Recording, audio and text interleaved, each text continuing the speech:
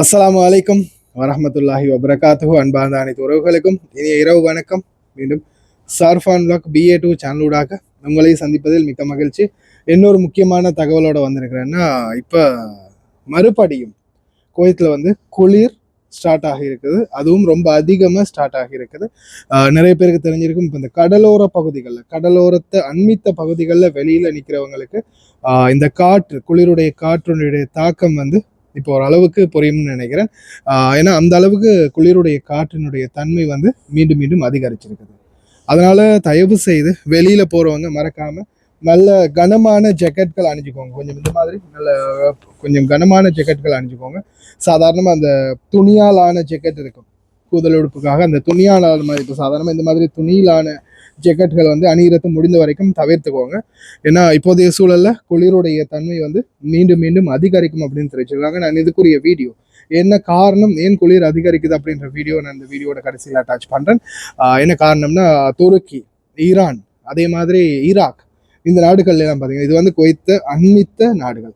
இந்த நாடுகள்ல எல்லாம் பாத்தீங்கன்னா குளிருடைய தன்மை மீண்டும் அதிகரிச்சிருக்குது. அந்த காரணத்தால தான் இன்னும் இன்னும் இன்னும் இன்னும் அந்த குளிருடைய காற்று, அதனுடைய சாரல் இந்த நாட்டில் வீசும்போது அந்த காற்றோட வரக்கூடிய அந்த குளிர் இன்னும் இந்த நாட்டில் அதிகரிக்குது. அதனால குவைத்தில் இருக்கக்கூடியவங்க, அதே மாதிரி சவுதியில் இருக்கக்கூடியவங்களும் தயவு செய்து ரொம்ப கவனமாயிருங்க. ஏன்னா இனி வரும் நாட்கள்ல, அதாவது 25, 26, 27 இந்த மாத இறுதி வரைக்கும் குளிருடைய காத்து ரொம்ப அதிகமா இருக்கும் அப்படின்னு தெரிவிச்சிருக்காங்க. அதனால தயவு செய்து ரொம்ப கவனமாயிருங்க. வெளியில போகும்போது, அதாவது வெளியில போகும்போது மறக்காம நல்ல ஜெக்கெட், இந்த மாதிரி கேப் இருந்து அதையும் எடுத்துக்கோங்க. கையில காதை மூடி நல்லா மறைச்சு போட்டுக்கோங்க. ஏன்னா அந்த காத்து கூடுதலா காதுக்கு தான் அடிக்கும். நான் ஃபின்டாஸ் பகுதிக்கு போனேன். ஃபின்டாஸ் பகுதிக்கு போகும்போது அந்த காது சைடில் அந்த காற்று அடிக்கும் போது இந்த இடம் அப்படியோ ஒரு மாதிரியா விரைக்க ஆரம்பிச்சிருச்சு. அப்போ அந்த மாதிரி இருக்கிறதால தயவு செய்து ரொம்ப கவனமாக இருங்க. அதே மாதிரி மிக முக்கியமான விடயம் என்னன்னா, ஃபஹம். இப்போ இந்த குளிர் அதிகரிச்சிருக்கிறதால பாலைவன பகுதிகளில் இருக்கிறவங்க நிறைய நண்பர்கள் ஃபஹம் யூஸ் பண்ணுறதுக்கான வாய்ப்புகள் நிறைய இருக்குது. அப்போ ஃபஹம் யூஸ் பண்ணும்போது தயவு செய்து முடிந்த வரைக்கும் ரொம்ப கவனம். ஜன்னல்களை திறந்து வைங்க. ஜன்னல்களை திறந்து வச்சு உங்களுடைய ஃபஹமை யூஸ் பண்ணுங்க. அதே மாதிரி மிக முக்கியமான விடயம் புகை, பாகமுடைய புகை சுவாசிக்கிறதால பல பேர் உயிரிழந்திருக்கிறாங்க இது வரைக்கும். அதனால தயவு செய்து அன்பார்ந்த சகோதர சகோதரிகளை ரொம்ப கவனம், ஃபஹம் பாவிக்கிறது முக்கியமா ரொம்ப கவனமா இருங்க. வெளியில போகும்போது நல்ல ஜெக்கெட் அணிஞ்சுக்கோங்க.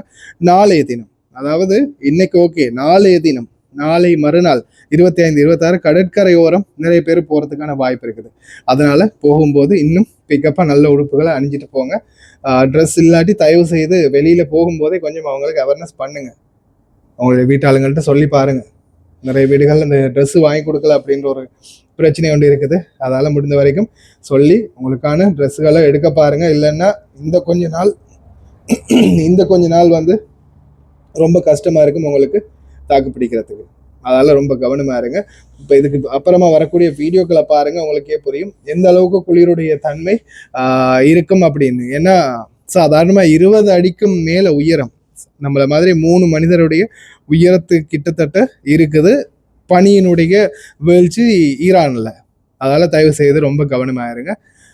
இன்ஷா அல்லாஹ் எல்லாம் வல்ல இறைவன் அனைவரையும் பாதுகாக்கட்டும். கடைசி வரைக்கும் பார்த்து எல்லாருக்குமே ரொம்ப நன்றி.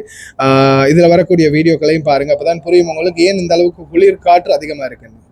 அஸ்ஸலாமு அலைக்கும், குட் நைட்.